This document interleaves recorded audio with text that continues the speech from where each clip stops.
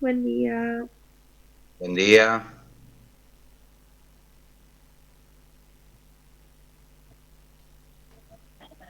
Buen día.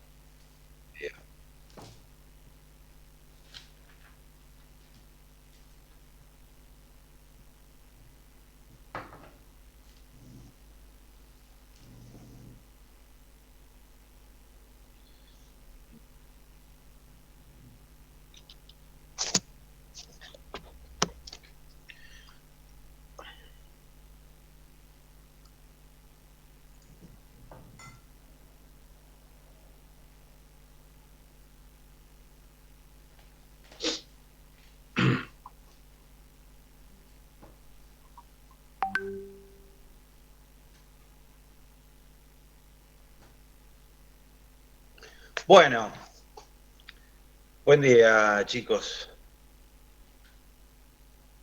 Hoy nos queda artículo 1 de la Constitución Nacional,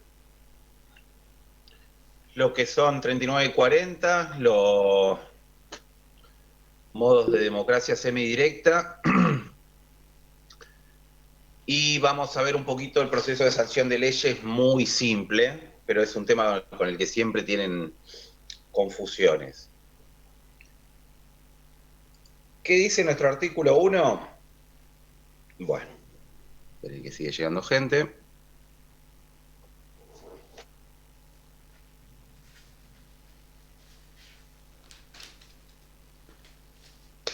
Bien, antes que nada, pregunta, aquellos que tenían conflictos para entrar al campus, ¿lo pudieron solucionar o no?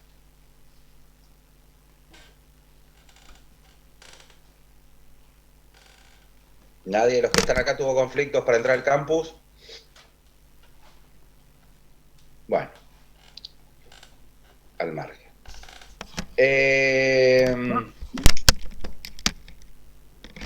Artículo 1 de la Constitución Nacional.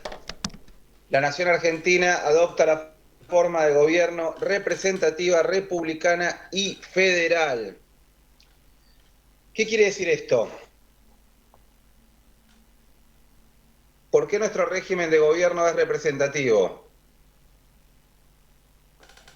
Porque el pueblo es representado por ciertas personas que ocupan cargos políticos. La Constitución Nacional dice exactamente que el pueblo no No, no delibera delibera ni ni gobierna. gobierno, claro. Está en otro Si vos artículo, por creo medio eso, ¿no? de Profe. representantes, es decir, esto es una democracia indirecta, no directa. Nosotros no gobernamos, nosotros elegimos a quienes nos van a gobernar, quienes van a tomar las decisiones por nosotros. ¿Estamos? ¿Y quiénes son estas personas?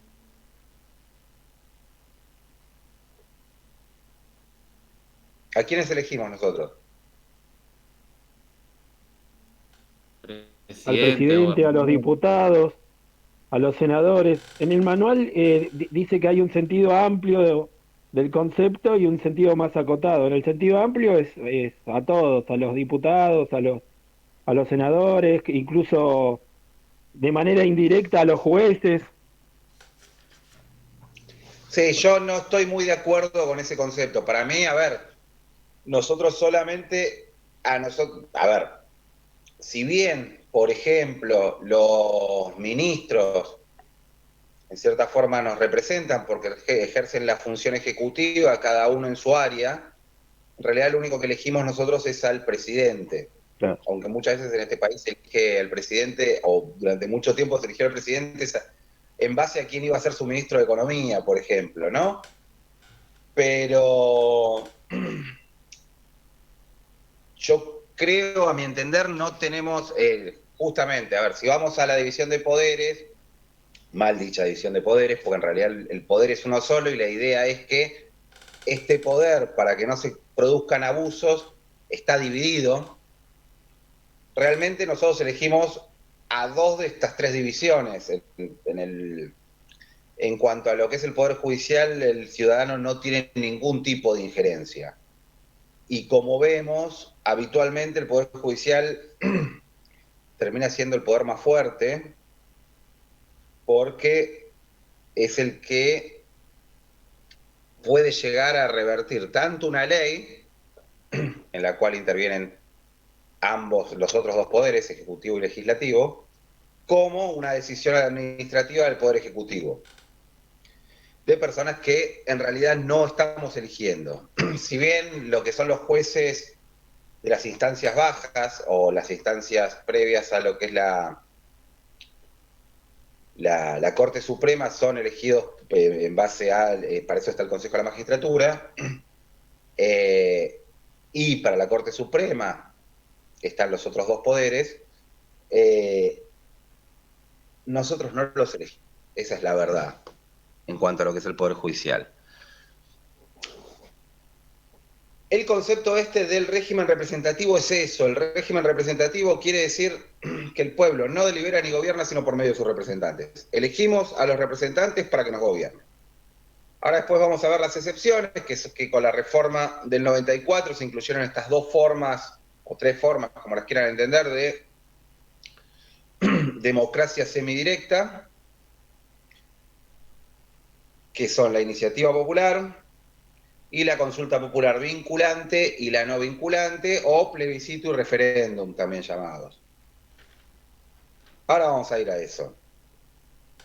Pero es una pregunta que aún cuando la respuesta es corta, la respuesta es simple, en los exámenes muchas veces se confunden o no la saben. La propia Constitución, chicos, les dice, pueblo no delibera ni gobierna sino por medio de sus representantes. Con eso alcanza una respuesta. Entiendan que ese es el concepto de un régimen representativo. Sépanlo, se los remarco, por más que esté siendo reiterativo, porque los exámenes se equivocan.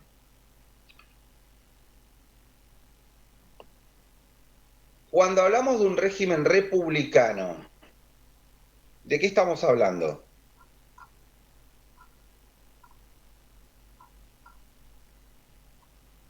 Tiene varias características, profesor. Sí, como Es por ejemplo... La división de tres poderes. La división de poderes. Vamos de a uno. Dale, Martín. Sí, la división de poderes es el más característico, digamos. La Después división de poderes, esto viene del espíritu de las leyes de Montesquieu. Claro.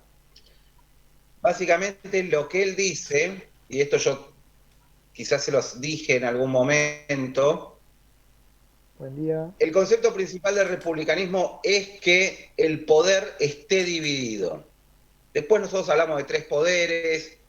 Lo importante es que el poder no recaiga en una persona únicamente, es decir, es romper con el absolutismo, donde una persona tenía la suma de todo el poder.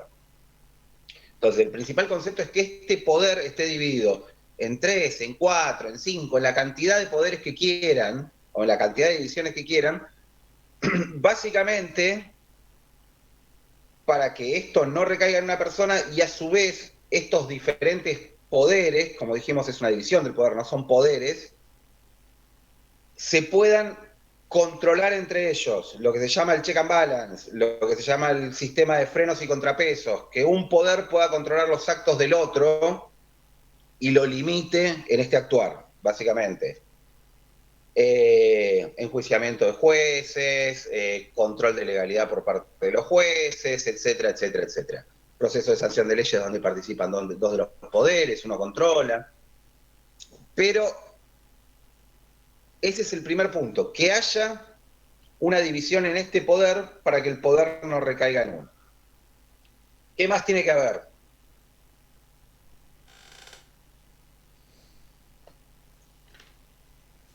El voto popular para poder elegir a los que nos gobiernan. Bien, tiene que haber elección popular de quienes nos gobiernan, que sea el pueblo que legitime el cargo de aquellos que nos gobiernan a través del voto. ¿Estamos? Tenemos el pueblo no delibera ni gobierna, lo dijimos en la primera parte. Vamos a elegir a quienes nos gobiernan y lo vamos a elegir a través del sufragio, a través del voto. Muy bien. Y cuando elegimos a estas personas, ¿qué pasa con estas personas? ¿Se quedan para siempre?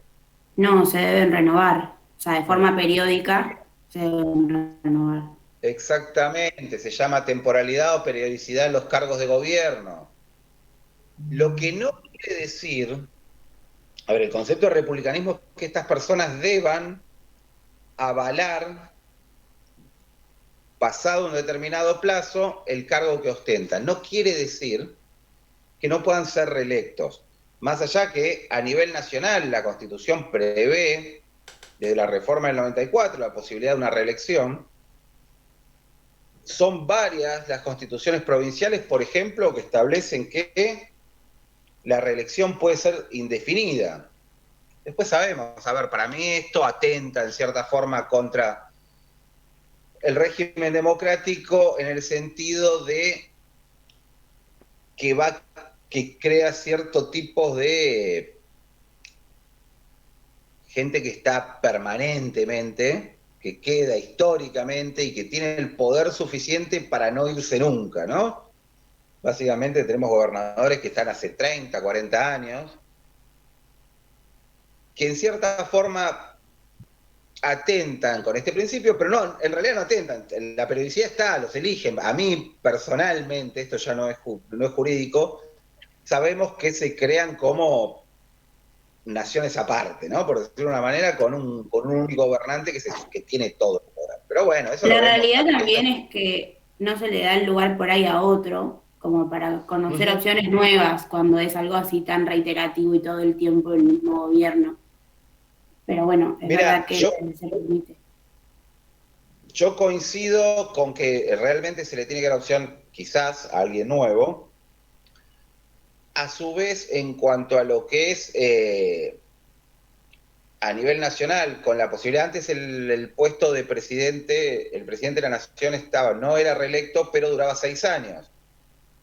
Ahora dura 4 años y puede ser reelecto por un único periodo. Les aviso, y con elecciones a senadores o diputados a mitad del gobierno. Realmente aquellos que trabajan, que han trabajado en la función pública, yo estuve, les puedo decir que con un periodo de gobierno tan corto, están permanentemente de campaña y haciendo muy poca gestión. Generalmente hay 1 o 2 años de los 4 que están perdidos porque están de campaña. Con lo cual se hace muy poco. Y también creo que 8 años, muchas veces para proyectos a largo plazo, también puede ser poco. Pero bueno, eso son conceptos personales, no importa. Entonces, primer concepto, tenemos división de poderes o división del poder. Segundo, elección popular de los gobernantes. Tercero, temporalidad en el ejercicio de las funciones. Cuarto, publicidad de los actos de gobierno. Esto quiere decir que lo que hace el Estado, Poder Ejecutivo principalmente, Poder Legislativo, sanción de leyes, decretos y yo qué sé, y todo tipo de reglamentos que se aprueban por decreto, tienen que ser públicos. ¿Y cómo se logra esta publicidad? Justamente a través de la publicación de estos actos en el medio que corresponda, boletín oficial de la ciudad, de la nación, etcétera, etcétera. Desde el momento que establece la ley, van a ser públicos y entra en una especie de falacia, que es que desde el momento que son publicados son conocidos por todo el mundo. Nadie puede decir que desconoce una ley por no haberla leído. ¿Estamos? Realmente, saliendo de aquellos que nos dedicamos al derecho, la gente no lee el boletín oficial, claramente. Pero bueno, tampoco se puede aducir desconocimiento respecto de esto. Los actos son públicos. Y a su vez, otra característica que tiene el régimen republicano de gobierno es la responsabilidad que tienen aquellos que ejercen las funciones por los actos de gobierno. Es decir, juicio político, tanto para diputados, senadores, para el presidente, vicepresidente, todos aquellos que son cargos electivos. Yo no le puedo hacer juicio político, por eso disiento en esta característica amplia de la representación, porque el juicio político es para aquellos cargos que son electivos por el pueblo o, en el caso del Poder Judicial, los jueces, ¿no? A su vez, hay otro principio que va ligado al de publicidad, que es el principio de transparencia, que va tanto ligado a la publicidad, volvemos a decir, como dijimos antes, de los actos de gobierno, como también a aquellos que ejercen esta función de gobierno, es decir, todos aquellos que tienen una responsabilidad de gobierno tienen la obligación de hacer declaraciones constantes respecto de, básicamente, de su estado patrimonial. Es decir, tienen que hacer declaraciones ante la Oficina Anticorrupción y demás. La propia ley les establece quiénes son estas personas y son las que tienen responsabilidades tanto de tomar decisiones respecto de la gente como de manejar fondos públicos. Eso también hace a la transparencia. La igualdad ante la ley, eso lo van a ver en el libro, refiere tanto a la igualdad ante la ley establecida en la Asamblea del año 13, donde nos dice que qué es lo que no hay en nuestro país, o qué es lo que no debiera haber. Yo creo que todavía en cierta forma lo hay, pero bueno. Esclavitud. En la Asamblea del año 13 no se da una abolición de la esclavitud, sino lo que se da es una libertad de vientres era. La esclavitud recién llega, la abolición de la esclavitud llega recién con la Constitución, básicamente. Pero en nuestro país no había esclavos, por decirlo de una manera. Podría haber algún caso marginal, pero no había esclavos. Es más, hay más esclavos ahora que en ese momento. Claro, no.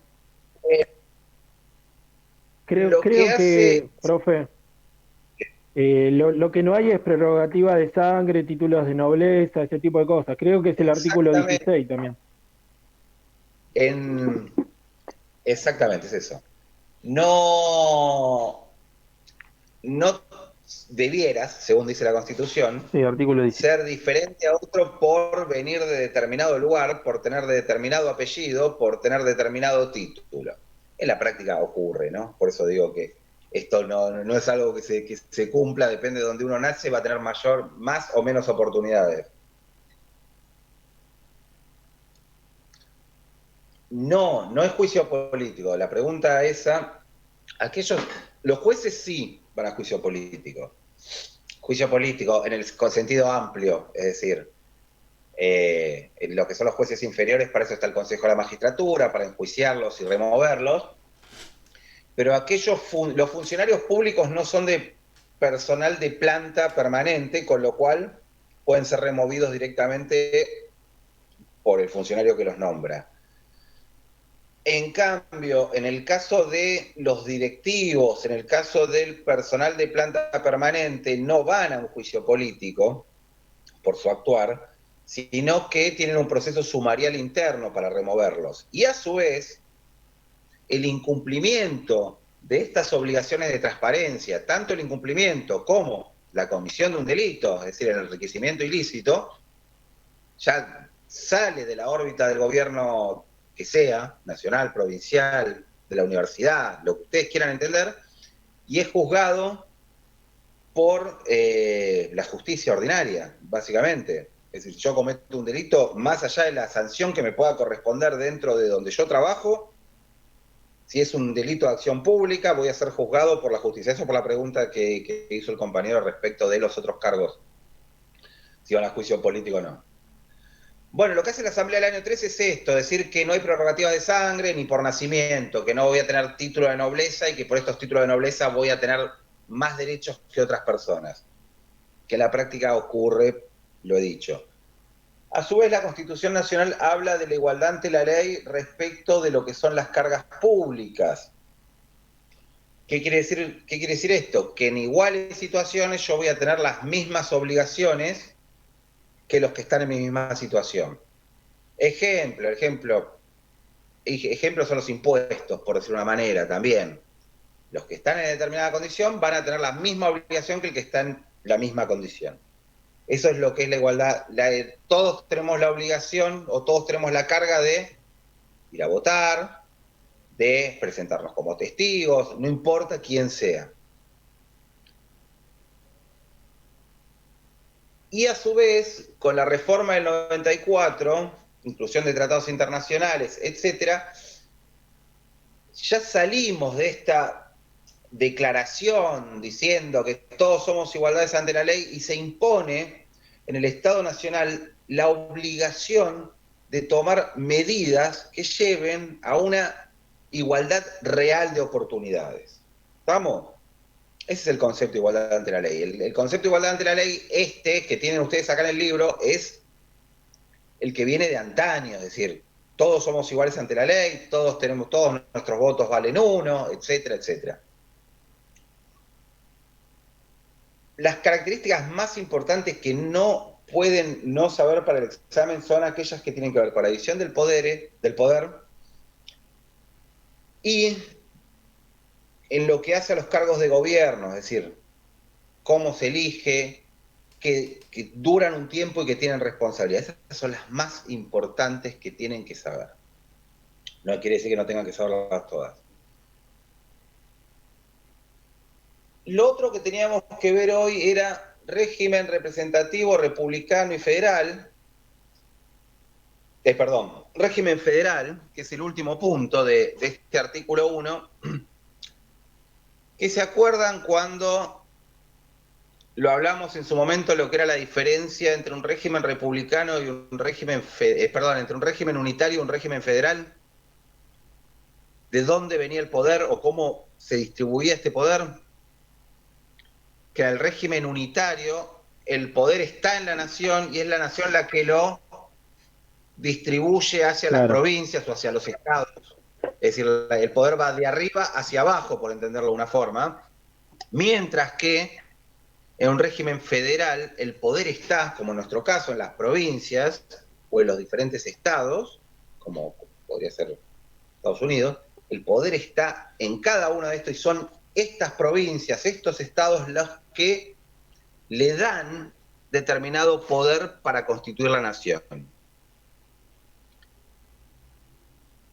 Sí, pero bueno, por eso es lo que estoy diciendo, es decir, las provincias tienen todo el poder que no le dieron a la nación. El concepto de autonomía, a ver, yo creo que nuestro régimen federal es bastante,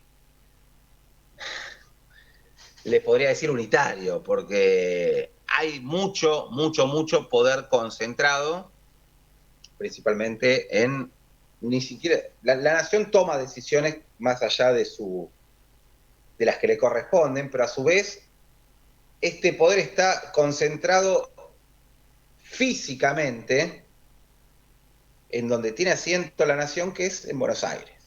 Entonces, si bien el régimen, las provincias tienen poder, dependen funcionalmente de la nación y dependen funcionalmente del poder político y económico que está en Buenos Aires. Porque básicamente ese es el que tiene la administración de los fondos, entonces es el que muchas veces depende de la situación política, el alineamiento político, no político, es el Poder Nacional el que decide si le da fondos o no le da fondos para determinadas cosas a las provincias. El Entonces, artículo 121 creo que habla de eso, ¿no? El artículo 121 creo que habla de la autonomía de las provincias. Sí, en la primera parte también. Es decir, las provincias son autónomas, pueden dictar sus constituciones provinciales siempre y cuando no vayan en contra de la Constitución Nacional o una ley federal muchas veces. Pero lo dice claro, las provincias conservan todo el poder no delegado a la nación.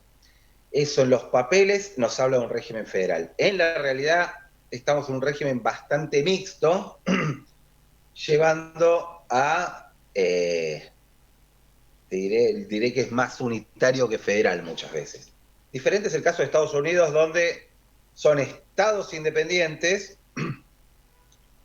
y tienen mucho poder individualmente cada estado, hasta, por ejemplo, para que en algún estado se autorice o se permita o se establezca la pena de muerte, mientras que en otros estados no.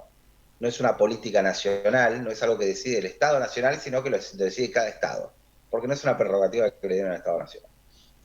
Incluso, Ahí profesor, van a ver ustedes el libro, lo profesor, que les va a hablar de relaciones de participación, de coordinación, etcétera, de cooperación, creo que también debería decir.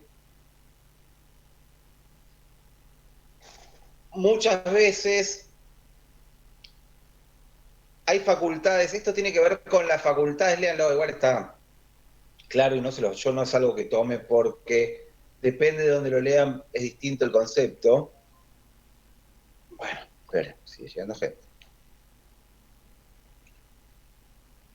Pero básicamente lo que quiere decir es que en determinadas cuestiones el poder federal, es decir, perdón, el poder provincial está subordinado al poder nacional. ¿Por qué? Porque la facultad está en el poder nacional y el poder provincial debe cumplir con eso. Ejemplo, la propia Constitución les va a decir que las constituciones provinciales no pueden ir en contra de ¿qué? De la Constitución Nacional, de las constituciones, perdón, de los tratados internacionales o de una ley federal. Después tienen lo que son las relaciones de participación. Yo realmente, esto que está en el libro no coincido mucho, sino yo hablo más que nada de facultades exclusivas y facultades compartidas. Hay determinadas cuestiones en las que los estados tienen facultades que son propias, son solo de ellos, y nadie puede decir por ellos, mientras que hay otras que son compartidas donde las decisiones o donde la incumbencia es de ambos. Ejemplo, un caso donde hay cooperación, donde le corresponde, donde las facultades son compartidas, fue el caso de Acumar. ¿Saben lo que es Acumar? sí, profe, es un ente que se creó para la limpieza de la cuenca del Matanza Riachuelo, porque se comprobó que Exactamente. era perjudicial para la salud de los vecinos, y entonces se creó un ente que atraviesa, bueno, la ciudad de Buenos Aires, la provincia, varios municipios, y además de política de limpieza, tiene que ver con la educación y con un montón de cosas. Porque Y hubo un bueno, fallo de la como Corte, tiene, eso fue lo que lo generó. sí, en base a un amparo colectivo.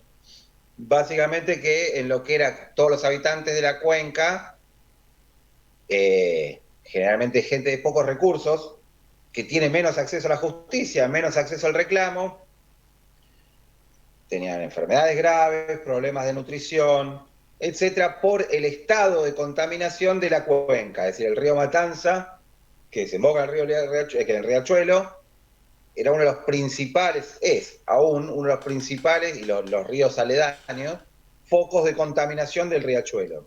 Más allá después de escuchar barbaridades como que íbamos a tener riachuelo limpio en 2 años, 3 años, me acuerdo con María Julia, pero al margen de eso, se estableció la creación de este ente, y este ente está integrado por todos aquellos que son agentes o todos aquellos que tienen responsabilidad sobre este proceso, tanto educativo como de limpieza. Es decir, está gobierno de la Ciudad de Buenos Aires, gobierno de la Provincia de Buenos Aires y gobierno de la Nación. Es un órgano tripartito que está hecho por esto. Son relaciones de colaboración, trabajan todos porque las responsabilidades son de todos. Igual no se mareen respecto de esto, vuelvo a decir. A mí me interesa que entiendan la diferencia entre un régimen republicano y un régimen federal. Ahora, cuando hablábamos en la primera parte que el pueblo no delibera ni gobierna, sino por medio de sus representantes, vamos a encontrar 2 excepciones con la reforma del año 94. Artículo 39 y artículo 40. ¿Qué dice el artículo 39? Los ciudadanos tienen derecho de iniciativa para presentar proyectos de ley en la Cámara de Diputados. El Congreso deberá darles expreso tratamiento dentro del término de 12 meses. Esto se llama iniciativa popular. Esto es el pueblo presentando un proyecto de ley. No serán objeto de iniciativa popular los proyectos referidos a reforma constitucional, tratados internacionales, tributo, presupuesto y materia penal. El pueblo puede presentar, siempre y cuando no sean ninguno de estos 5 excepciones, puede presentar proyecto de ley, ¿sí? ¿Por qué se lo presentan a la Cámara de Diputados? Porque son los representantes del pueblo. Exactamente. Porque los diputados representan al pueblo, todo. No representan ni siquiera al pueblo de su provincia o de su lugar. Más allá de que se eligen por provincias, porque está mal hecho, porque en realidad es un porcentual a la población, pero la decisión es en base a las provincias. El pueblo, los diputados representan al pueblo de la nación. Mientras que los senadores representan ¿a quién? A las provincias. Al gobierno de las provincias, en realidad. Sí, exactamente. En realidad no todos. No, el senador representa no al gobierno de la provincia, sino a la provincia. Aunque sea conceptualmente es eso.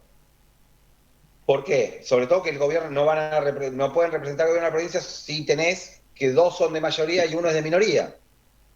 Con lo cual, Claro, al menos uno de estos senadores no va a ser del partido gobernante. Eso en primer lugar. Pero sí, la iniciativa popular, el proyecto de ley, se va a presentar a la Cámara de Diputados, porque esta Cámara de Diputados es la que me representa como pueblo. Los otros 2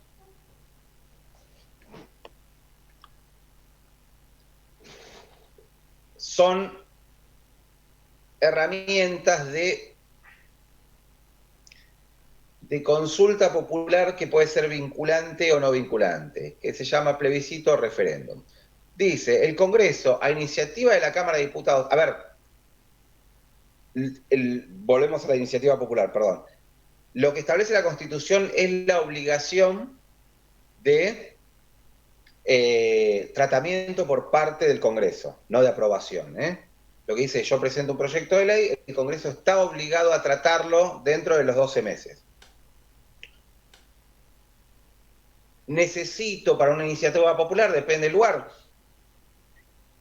en general nos piden, depende, vuelvo a decir, si es para una ley local, si es para una ley, cada jurisdicción puede establecer cuánto es el porcentual del padrón electoral que necesita para aprobar para poder presentar esa ley. En general es un 2%, hay casos que es del 1%, pero nunca puede superar más de un 3% del padrón electoral. O sea, si yo tengo en una jurisdicción que votan 200.000 personas, no puedo tener más de 6.000 personas necesarias para firmar este proyecto. ¿Vamos? ¿Qué dice el 40? El Congreso, a iniciativa de la Cámara de Diputados, podrá someter a consulta popular un proyecto de ley. La ley de convocatoria no podrá ser vetada. El voto afirmativo por el pueblo de la nación lo convertirá en ley y su promulgación será automática.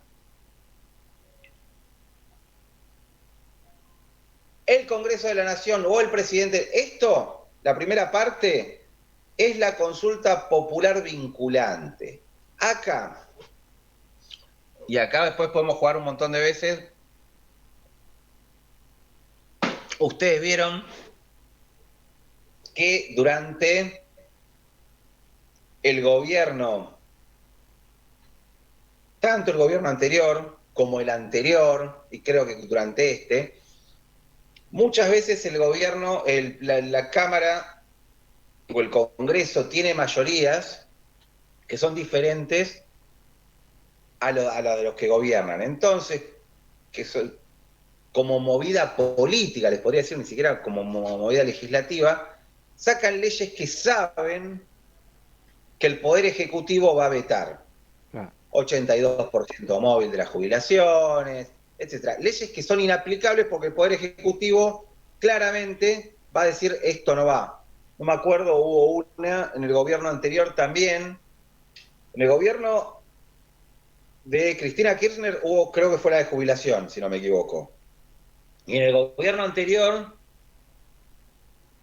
hubo otra que no me acuerdo, muy, muy importante, que también fue vetada, pero porque sabían que iba a ser vetada. La intención no era que salga la ley, sino que se hacía la ley para que el presidente quede expuesto diciendo el presidente se opone. En realidad,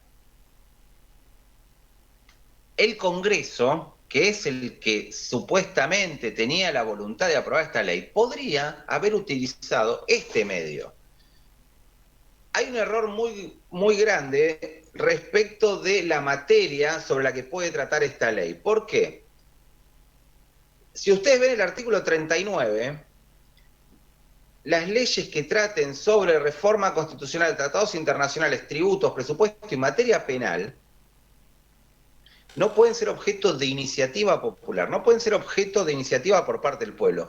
Pero no en el caso de la consulta popular. Yo en el caso de la consulta popular quiero aprobar una ley y sé que el Poder Ejecutivo se va a oponer, la va a vetar, entonces no la voy a poder aprobar. Le puedo preguntar al pueblo, puedo hacer que el pueblo vote y que sea el pueblo el que apruebe esa ley.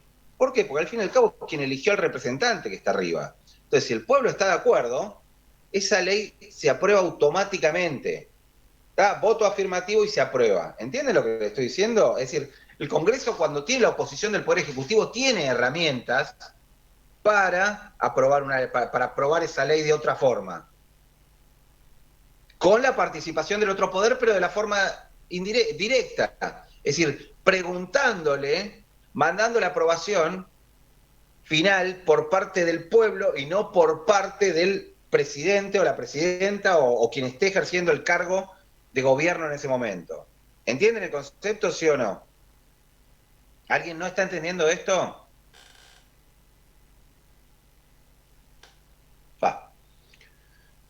Eso es lo que se llama la consulta popular vinculante, es mandar un proyecto de ley a aprobar por parte del pueblo.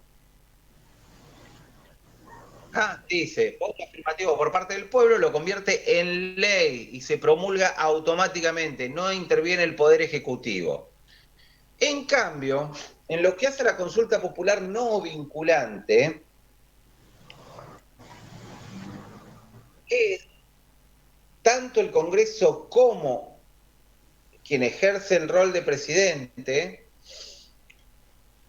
que le va a preguntar la opinión al pueblo respecto de una determinada cuestión. Lo que decida el pueblo en este caso no es obligatorio de cumplir, sino que lo que me está diciendo es, voy bien, voy en la dirección correcta o no, me conviene hacer esto o no me conviene. Es más, en este caso el voto popular tampoco es obligatorio, la consulta popular vinculante sí. ¿Está? Estos son métodos o medios de democracia semidirecta que incorpora la reforma del 94. Ahora bien, para que ustedes entiendan de qué les estoy hablando, espero que hayan leído lo que les mandé el otro día de cómo se sanciona una ley. ¿Alguien lo leyó? Sí. Sí, sí. Bueno. Sí. Miren que esto en los exámenes les va muy mal, porque no preguntan cuando tienen que preguntar. El primer momento, cuando se presenta un proyecto, se llama justamente, como lo dice el primer mecanismo de democracia semidirecta, iniciativa. Cuando yo presento un proyecto se llama iniciativa. ¿Y quién tiene la iniciativa? ¿Quién tiene el poder para presentar proyectos? Ojo acá. Proyecto de ley puede ser presentado por el pueblo, a través de la iniciativa popular. Puede ser presentado por el presidente,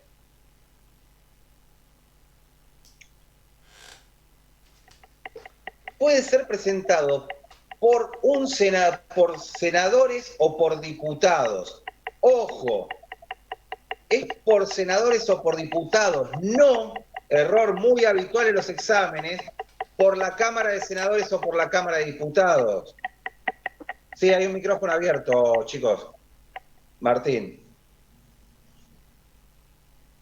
¿Entienden esto? No puede, el proyecto no es presentado por la Cámara de Senadores o no es presentado por la Cámara de Diputados. Son los senadores, un senador, 2, 10 senadores que presentan un proyecto. Individualmente. La Cámara es un órgano. Sí, Romina. ¿Cómo? O sea, de modo individual, dice usted. Exactamente, no es la Cámara es un órgano que tiene, en el caso de los senadores, 72 miembros, más los de la Ciudad de Buenos Aires, o 72 en total, perdón, pero ya me mareé, 72 en total. No, 72 más la Ciudad de Buenos Aires. No, 72, bueno, no importa, ya me mareé, son 72 en total. No son los 72 que presentan un proyecto de ley, son 1, 2, y si fuesen los 72 son 72 senadores, no es la Cámara de Senadores la que presenta. La Cámara de Senadores es un órgano, la Cámara de Diputados es otro órgano. O sea, ¿quién tiene la iniciativa? Los diputados, los senadores, no la Cámara de Diputados o la Cámara de Senadores. ¿Estamos? Y El con pueblo, respecto, el presidente. y con respecto, ¿Cómo? perdón, y con respecto al pueblo, también es lo mismo. O sea, tiene que ser, ejemplo, no sé, un vecino que lo No, inicie. porque ahí es el pueblo, ahí cuando hablas del pueblo hablas el pueblo a través de la iniciativa popular. Entonces, vos sabés que ese pueblo es una representación del pueblo con un porcentual del padrón que representa suficientemente al pueblo en esta iniciativa. Entonces, ahí sí es el pueblo, ¿está? Porque hablan que es el pueblo representado conforme el padrón electoral. Ahí sí es el pueblo, está bien la pregunta. Bueno, yo voy a tener un proyecto de ley. Este proyecto de ley va a entrar en una de las cámaras. ¿Cómo se llama esta cámara? Cámara de origen. Cámara de origen, muy bien. En general, yo un proyecto de ley lo puedo presentar en cualquiera de las dos cámaras como inicio, excepto la iniciativa popular que tiene que entrar por diputados. Después el resto la puedo meter primero por senadores, después por diputados. En general un diputado lo va a presentar en Cámara de Diputados, un senador lo va a presentar en Cámara de Senadores, pero no es obligatorio, ¿está? Presento el proyecto Cámara de Origen. Si la Cámara de Origen puede hacer dos cosas, ¿qué puede hacer? Aprobar o rechazar. Aprobar o rechazar, muy bien. Si rechaza el proyecto, se desecha. No puede tratarse más por ese año. Si aprueba, ¿qué pasa? Va a lo que se llama Cámara Revisora. Revisora. Muy bien. La Cámara Revisora, ¿qué puede hacer? Aprobar o rechazar. Incluso puede ¿O qué hacerle más? cambios al proyecto. Puede hacerle cambios. Exactamente. Aprobar, rechazar o modificar. Rechaza, igual que en el primer caso. Vamos sacándolo lo más fácil. Rechazó, al igual que en el primer caso, el proyecto no puede volver a tratarse ese año. Aprueba, el proyecto sigue camino. ¿Está? Se aprobó en una, se aprobó en la otra, el proyecto sigue su camino, que después vamos a hablar. Si establece modificaciones, la Cámara de Origen puede hacer dos cosas. Puede aceptar las modificaciones al texto y que siga, o puede insistir con el original. para insistir con el original, necesita una mayoría superior a la de la otra Cámara. En general, ahora vamos a hablar de dos cosas muy importantes. En general, la gran mayoría de las leyes se aprueban por mayoría, por lo que se llama mayoría simple, que es la mitad más uno de los presentes. Yo antes de empezar a tratar en cualquiera de las dos cámaras un proyecto de ley, y acá es donde se van a empezar a complicar, necesito algo que se llama quórum. ¿Qué es el quórum? La cantidad mínima de diputados o de senadores presentes para poder sesionar. Exactamente, la cantidad mínima de senadores o diputados presentes para poder sesionar. Perfecto, es eso. Que en general este quórum es la mitad más uno de los miembros de esa Cámara. O sea, yo para aprobar una ley, para empezar a discutir una ley, necesito tener al menos la mitad más uno de los miembros que integran la Cámara. ¿Tengo la mitad más uno? En general, las leyes se van a aprobar por la mitad más uno de los presentes. O sea, por un cuarto de la Cámara yo puedo aprobar una ley. ¿Por qué? Junté la mitad más uno y de esa mitad, la mitad de esa mitad más uno, me aprueban la ley. ¿Está? Eso es en general como se aprueba la gran mayoría de las leyes. Supongamos una reforma constitucional le pide 2/3 de los miembros de ambas cámaras. Pero en general las leyes se aprueban de esta forma. Cuando va a la Cámara Revisora también tiene que juntar el quórum para poder aprobarla.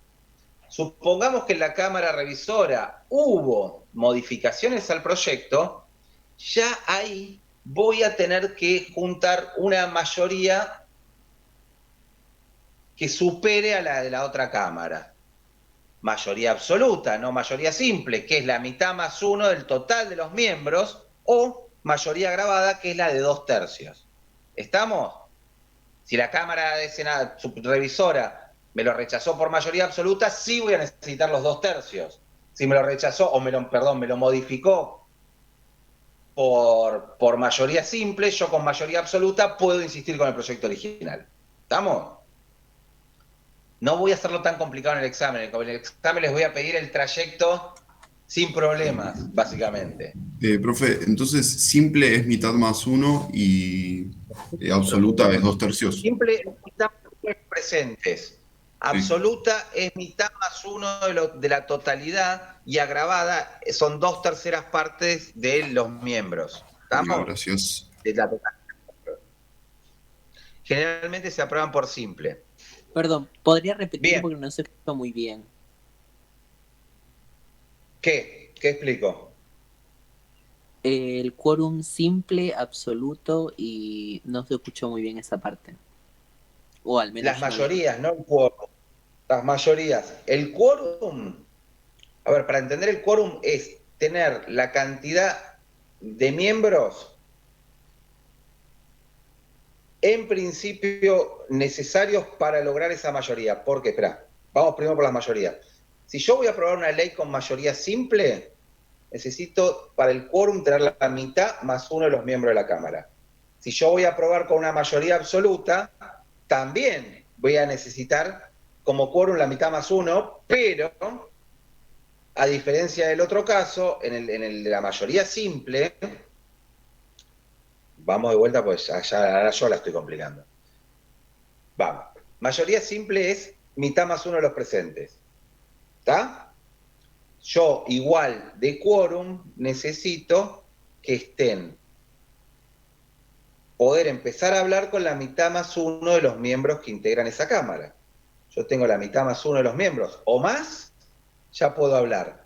Supongamos que tengo 2/3 partes, para aprobar esa ley voy a necesitar que la mitad más uno de esas 2/3 partes voten a favor.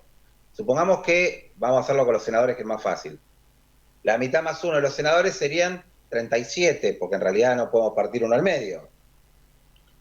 Yo necesito para el quórum tener 37. Para aprobar una ley por mayoría simple, necesito 19, no, 18, no, 19, con mayoría simple. Si en vez de 37 a mí me dan el quórum 50 para aprobar esa ley, voy a necesitar 26, la mitad más uno de los presentes. Si están todos los senadores, yo para aprobar esa ley voy a necesitar 37. ¿Me van siguiendo? Eso es una mayoría simple.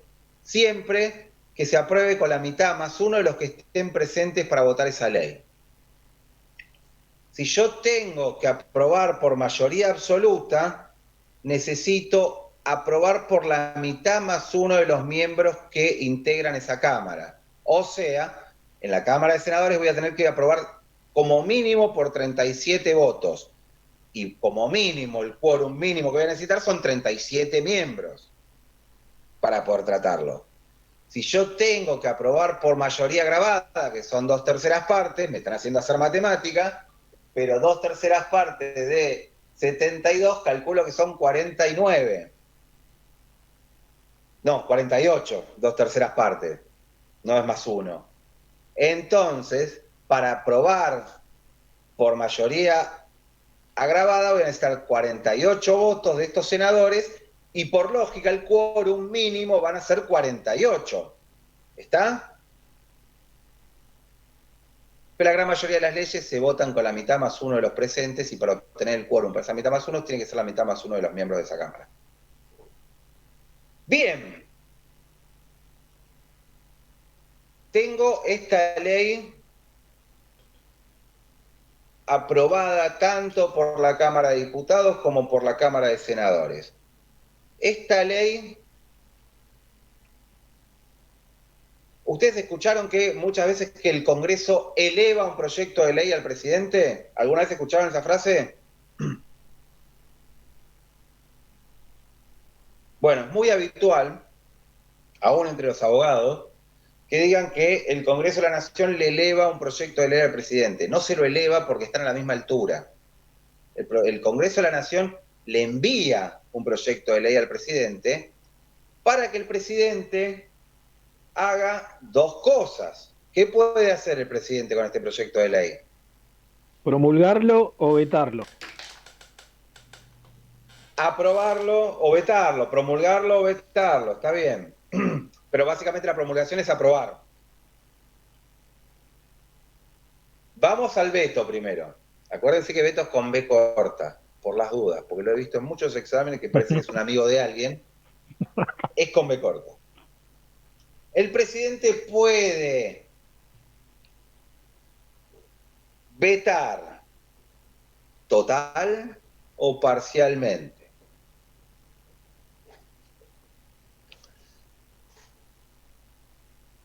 El veto total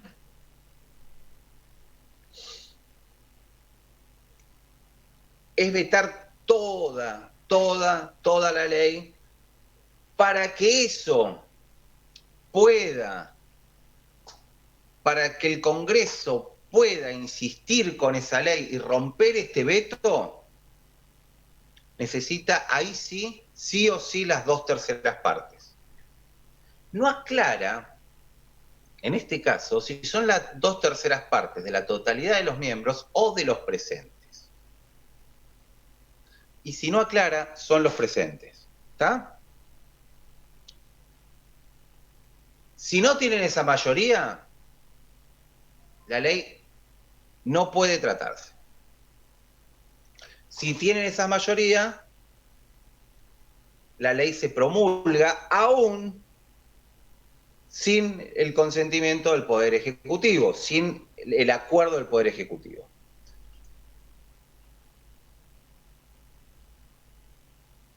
Eso es cuando el veto es total. Cuando el veto es parcial, si la ley, si los artículos vetados no atentan contra el texto de la ley se aprueba aún vetada, es decir, salvo los artículos que fueron vetados, sobre los cuales igual las cámaras pueden insistir con esta mayoría para que sigan su curso. ¿Estamos? O sea, en caso de veto, la única forma de romper el veto es lograr las 2/3 partes en las cámaras para romper el veto del poder Ejecutivo. Si no, lo que el Poder Ejecutivo veta no sale. ¿Está? No puede tratarse durante ese año, se puede volver a tratar el año siguiente. Si el veto es total, es la totalidad de la ley. Si el veto es parcial, la ley puede seguir su camino siempre y cuando no se haya vetado partes tan esenciales que atenten contra el texto de la ley. No vetó, supongamos que la ley sigue, que aprobó. ¿Esta aprobación cómo puede ser? De dos maneras. ¿Alguien sabe? Se aprueba de manera expresa o de manera tácita.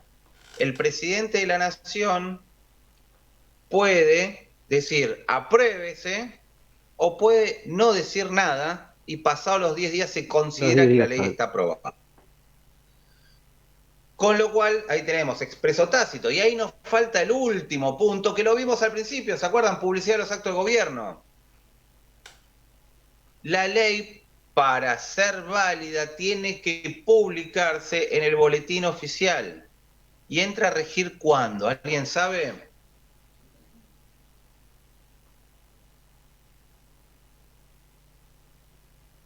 Si nada dice, a los 8 días de su publicación. Pero la ley puede decir que entra a regir desde el momento de su publicación. Si la ley dice que entra a regir en determinado momento, es desde cuando dice la ley. Si no, a los 8 días. Yo sé que es un tema que los marea siempre. Yo en el examen, si pregunto respecto al proceso de ley, no voy a preguntar un proceso de sanción de leyes donde haya complicaciones, ¿está? Vamos a decir que el proyecto de ley entra por la Cámara de Inicio, esta Cámara de Inicio aprueba, en principio con mayoría simple, de 2/3, de la mitad más uno de los presentes, que de ahí va a la Cámara Revisora, que la Cámara Revisora discute y aprueba con la mitad más uno de los presentes, que luego se remite al Poder Ejecutivo, que el Poder Ejecutivo puede aprobar, puede vetar o puede aprobar.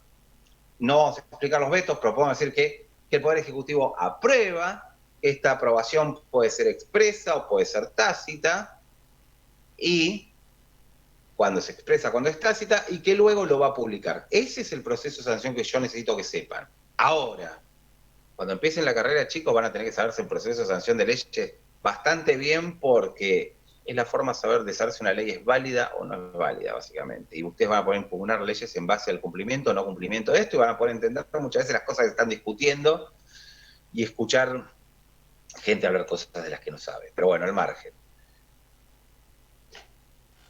Entiendan este proceso, pregunten las dudas. Acá sobre esto yo sé que siempre produce dudas, sobre todo el tema del quórum. Igual podrían leer, con leer la paginita que les mandé yo al Congreso les alcanza. Tema importante. La clase del viernes próximo, prepárense todas las dudas. Vamos a hablar del examen, vamos a hacer un repaso de principio a fin. Yo les voy a ir marcando las cosas sobre las cuales van a tener que hacer énfasis para este primer examen.